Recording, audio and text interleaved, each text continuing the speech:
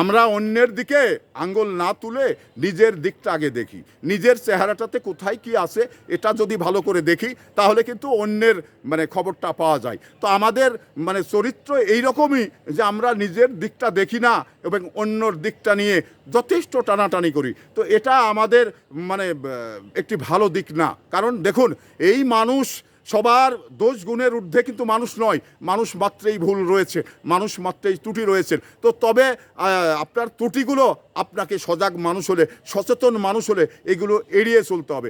এগুলো যদি আপনি এড়িয়ে না চলেন তাহলে কিন্তু আপনাকে সম্মান দিবে না, এটা একটি বিষয়। আরেকটি বিষয় হলো যে আপনি অবশ্যই অন্যের দিকে আঙুল তোলার আগে আপনি নিজের চেহারাটা দেখবেন। একটি গল্প, ছোট্ট করে একটি গল্প বলি। একটি শিশু মিষ্টি খাবার জন্য কাঁদছিলেন। তো ওই ছেলের মা রাসূলের কাছে নিয়ে যাচ্ছিলেন যে রাসূল সত্য মানুষ, সত্য কথা বলবে এবং সে কখনো মিথ্যাকে প্রশ্রয় দেয় না। তাহলে সে বললে হয়তো আমার ছেলেটা মিষ্টি খাওয়া কমিয়ে দিবে বা খাবে না। তখন রাসূলের কাছে গেলেন, রাসূল বললেন যে বাবা কি হয়েছে? না তো এই ঘটনা হয়েছে হুজুর। তখন বললেন যে আগামী কালকে আসো।